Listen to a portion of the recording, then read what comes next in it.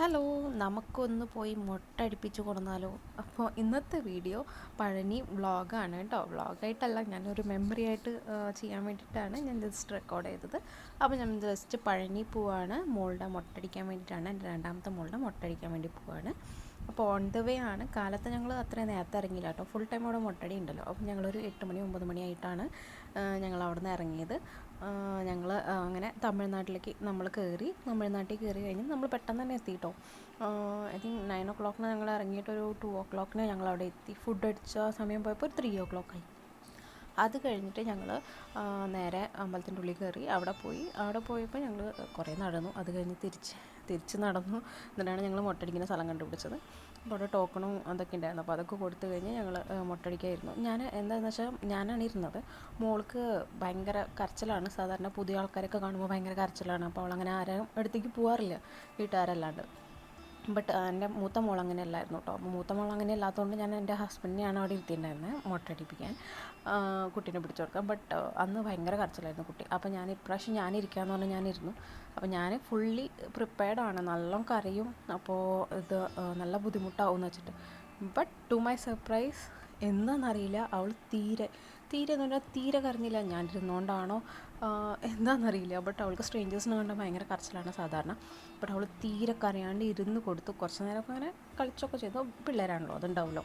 അപ്പോൾ നമ്മൾ പേഷ്യൻസോട് കൂടിയിട്ട് അത് കട്ട് ചെയ്തെടുത്തു കേട്ടോ. അവൾ ഭയങ്കര ഹാപ്പിയായിരുന്നു. ഞാൻ തീരെ പ്രതീക്ഷയില്ല അവൾ അങ്ങനെ ഇരുന്നതെന്ന്. ഞാൻ ഫുള്ളി ആ ബ്ലേഡ് വാങ്ങിച്ചാൽ ഞാൻ നല്ല മുട്ടടിക്കേണ്ടി വരുമോ എന്ന് വിചാരിച്ചിട്ടാണ് ഞാൻ ഇരുന്നിരുന്നത്. ബട്ട് സത്യം പറയല്ലോ, ഭയങ്കര സർപ്രൈസ്ഡായി. അവൾ കരഞ്ഞില്ല എന്ന് പറഞ്ഞാൽ തീരെ കരഞ്ഞില്ല. സാധാരണ വീട്ടിൽ കുറച്ചെങ്കിലും കരയുള്ളൂ. I was so happy. Like തീരെ കരഞ്ഞില്ല എന്നുകൊണ്ട് I was so happy. Like അവൾ ഇരുന്ന് കൊടുത്തു, ഫുള്ള് ക്ലിയർ ചെയ്യാൻ വേണ്ടിയിട്ട് ഇരുന്ന് കൊടുത്തു. അങ്ങനെ നമ്മൾ മുട്ടയൊക്കെ അടിച്ച്, അപ്പോൾ കുറച്ച് നേരം ചേച്ചിയും കുറച്ച് എൻ്റർടൈൻമെൻറ്റൊക്കെ കൊടുത്തു കുട്ടിക്ക്. ഞാൻ മോസ്റ്റ്ലി ഇരുന്ന് കൊടുത്തു കേട്ടോ. അവൾ കരഞ്ഞില്ല കേട്ടോ. ഞാൻ ശരിക്കും പ്രതീക്ഷിച്ചത് നല്ല കരയുമെന്നാണ് ഞാൻ പ്രതീക്ഷിച്ചത്. ബട്ട് അവൾ കരഞ്ഞില്ല. So happy. അങ്ങനെ മുട്ടയൊക്കെ മുട്ടടിച്ചിട്ട് മൂപ്പരാൾക്ക് പ്രത്യേകിച്ച് ഭാവമാറ്റമൊന്നും ഇല്ല കേട്ടോ.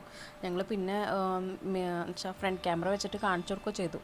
ബട്ട് ഒരു ഭാവമാറ്റവും ഇല്ല, ഒന്നുമില്ല. അത് കഴിഞ്ഞ് ഞങ്ങൾ മുട്ടടിച്ച് കഴിഞ്ഞിട്ട് അവിടെ ഒരു ഫോട്ടോ എടുക്കുക, ഒരു മുട്ടടിച്ച് കഴിഞ്ഞാൽ. അത് കഴിഞ്ഞിട്ട് നേരെ നമ്മൾ അമ്പലത്തിൻ്റെ ഉള്ളിൽ കയറി കേട്ടോ.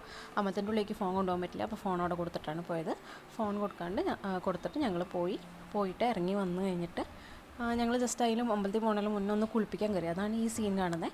അപ്പോൾ അവളെ അങ്ങനെ നമ്മൾ കാണിച്ചു കൊടുത്തിട്ടും മൂപ്പരാൾക്കൊരു ചിരിക്കുകയാണ് ചെയ്യുന്നത്. മൂപ്പരാൾക്കൊരു എക്സ്പ്രഷൻ മാറ്റമില്ല. അവൾ നോക്കുന്നുണ്ട്, എന്തോ ഒരു പ്രശ്നമുണ്ടല്ലോ. പക്ഷെ അവളങ്ങനെ നോക്കിയിട്ടായാലും മുട്ടടിച്ച് അത്ര തന്നെയുള്ളൂ. പ്രത്യേകിച്ച് വലിയ മാറ്റമൊന്നും കണ്ടില്ല കേട്ടോ.